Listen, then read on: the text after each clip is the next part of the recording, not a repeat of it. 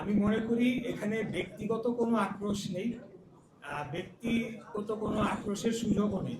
এখানে বর্তমান উপদেষ্টা পরিষদ সর্বসম্মতিভাবে তারা সিদ্ধান্ত নিয়েছে, আদালতের রায় যাই হোক, আইন আদালত যাই বলুক, তারা ইশরাক হোসেনকে ঢাকা দক্ষিণ সিটি কর্পোরেশনের দায়িত্ব নিতে দিবে না।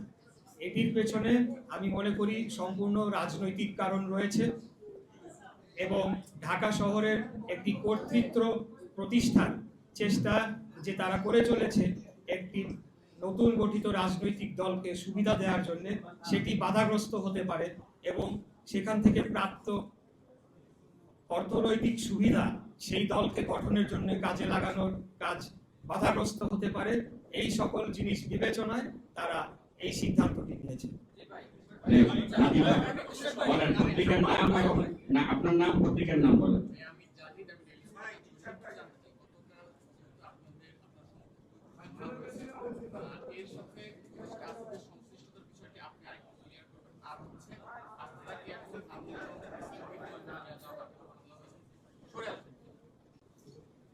প্রথম যে বিষয়টি জিজ্ঞেস করেছেন তা আমি সুস্পষ্টভাবে আমার এই লিখিত বক্তব্যের মধ্যে বলেছি। তার সংশ্লিষ্টতা আছে কিনা সেটি আমি বলবো যে আইন শৃঙ্খলা রক্ষাকারী বাহিনী এই বিষয়ে একটি মামলা হবে, এই মামলার তদন্ত সাপেক্ষে তারাই চূড়ান্তভাবে বলতে পারবে, কারণ প্রমাণাদি ছাড়া আসলে কারোকে আমরা অভিযুক্ত করতে পারি না বা ব্লেম দিতে পারি না প্রমাণ ছাড়া। আমি কেবলমাত্র এটাই বলেছি যেটা বাস্তবের চিত্র এবং সত্য, সেটি হচ্ছে যার নেতৃত্বে এই হামলাটি হয়েছে সে এই উপদেষ্টার অত্যন্ত ঘনিষ্ঠ মানুষ ছিল, ঘনিষ্ঠভাবে কাজ করেছে, কিন্তু এই ব্যক্তি তো আরো অনেকেরই ঘনিষ্ঠ ভাবে কাজ করেছে। অতএব এটা আইন শৃঙ্খলা রক্ষাকারী বাহিনীকেই তদন্ত করে চূড়ান্ত সিদ্ধান্ত দিতে হবে।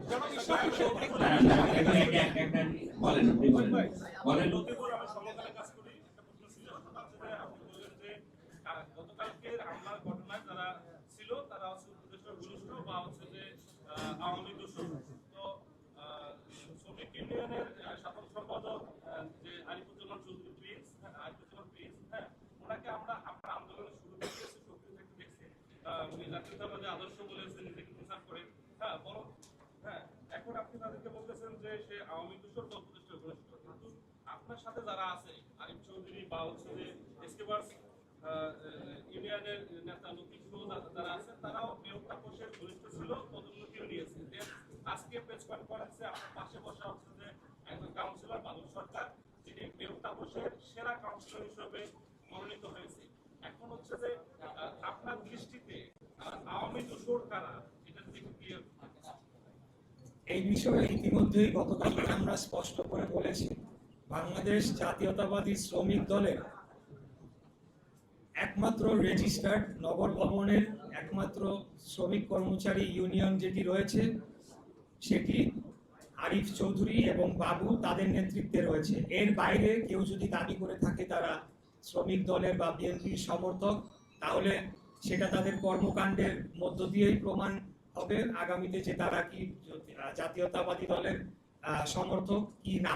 তারা যদি এই বর্তমান উপদেষ্টার কথায় প্ররোচনায় এসে আমাদের উপরে হামলা করে এবং আমাদের এই আন্দোলনে যারা সবচেয়ে পরিচিত মুখ হিসেবে যাদেরকে আমরা প্রতিদিন দেখেছি তাদেরকে নির্মমভাবে আঘাত করে এবং একজন তাকে ছুরি দিয়ে স্ট্যাব করা হয়, তার লাংসে একটা ফুটা হয়েছে, আমরা জানি না তার কি হবে, এবং আরো কয়েকজনের খুবই অত্যন্ত খারাপ অবস্থা রয়েছে।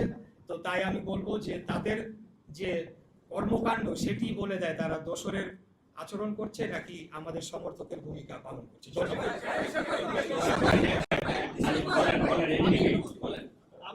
আপনি বলছিলেন কর্মকর্তা দুর্নীতিবাজ কর্মকর্তারা আসিফের সাথে মিলে যোগসাজশ করে এই হামলার ঘটনা ঘটিয়েছে, এই সপক্ষে প্রমাণটা আপনি হাজির করবেন কিনা?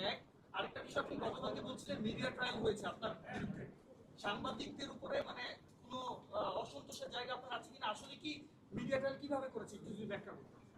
প্রথম যে প্রশ্নটি করেছেন, আমার মনে হয় যে এই কাজটি আমার নয়, এটি আইন শৃঙ্খলা রক্ষাকারী বাহিনীর কাজ। আমি তথ্য যেটুকু পেয়েছি এবং বিভিন্ন মাধ্যমে বিভিন্ন সূত্রে আমরা যেগুলো তথ্য পাই এবং যে সকল কর্মকাণ্ড বিগত 7-8 মাসে হয়েছে সেটির উপর ভিত্তি করে এবং বিভিন্ন ব্যক্তিবর্গের সাথে কথা বলে আমি এই বিষয়টি নিশ্চিত হতে পেরেছি। এর সপক্ষে প্রমাণাদি জোগাড় করে সেটিকে আদালতে প্রমাণ করার দায়িত্ব আমার নয়, এটি আইন শৃঙ্খলা রক্ষাকারী বাহিনীর। দ্বিতীয় কি জানি বলছেন ভাই? মিডিয়া ট্রায়ালের ব্যাপারটা মিডিয়া ট্রায়ালের বিষয়টি হচ্ছে যে এটা আজকে থেকে নয়, আপনারা জানেন যে আরো জানুয়ারি মাস থেকেই এই ধরনের একটি মানে তৎপরতা শুরু হয় এবং তখন এটা প্রেডিক্ট করা হয়েছিল। শুরু হওয়ার প্রায় 2 সপ্তাহ আগে আমাদের কয়েকজন যারা এই সংক্রান্ত বিষয়ে কাজ করেন তারা প্রেডিক্ট করেছিলেন যে মিডিয়া ট্রায়াল শুরু হতে যাচ্ছে। পরবর্তীতে আমরা দেখলাম যে সেটি হয়েছে। এখানে লক্ষ্য করতে হবে যে বিগত দিনে মিডিয়ার ভূমিকা এবং মিডিয়ার মালিকরা কারা ছিলেন, কারা মিডিয়ার মালিকানা পেয়েছেন, উনি হাসিনার আমলে কাদেরকে মিডিয়ার মালিকানা দেওয়া হয়েছে, তারা কি ভূমিকা পালন করেছে, তাদের বক্তব্য শেষ দিন পর্যন্ত কি ছিল, এমনকি 3 তারিখেও তারা কি ধরনের বক্তব্য দিয়েছে। অতএব মিডিয়া ট্রায়ালের মুখোমুখি যে আমরা হচ্ছি এটা অস্বাভাবিক কোনো ঘটনা নয়, কারণ সব জায়গাতেই কিন্তু তারা রয়ে গিয়েছে, তাদেরকে কিন্তু এখনো সেভাবে শুদ্ধি অভিযান বা যেটি বলেন আপনি, যার মাধ্যমে এরকম সাংবাদিকতা, যেটিকে হলুদ সাংবাদিকতা বলা যায় বা একপাক্ষিক সাংবাদিকতা, সেটি কিন্তু নিরসন করা যায় না, তারা রয়ে গিয়েছে। বিশেষ করে যারা অনলাইন প্ল্যাটফর্ম, ডিজিটাল প্ল্যাটফর্মে কাজ করেন, মানে যে আমাদের মেইন স্ট্রিম যে মিডিয়া গণমাধ্যম সেগুলার যে অনলাইন প্ল্যাটফর্ম, সেখানে কিন্তু এখনো আমরা জানতে পাই যে বিগত দিনে যারা ছিলেন তারাই রয়ে গিয়েছেন। এবং যেহেতু সোশ্যাল মিডিয়া এখন একটি বড় মাধ্যম, সেখানে ফটো কার্ডের মাধ্যমে বিভিন্ন বিভ্রান্তিমূলক তথ্য ছড়িয়ে আমাদেরকে বিএনপিকে মিডিয়া ট্রায়ালের মুখোমুখি করা হচ্ছে। এমন ঘটনা আমি অনেক দেখেছি।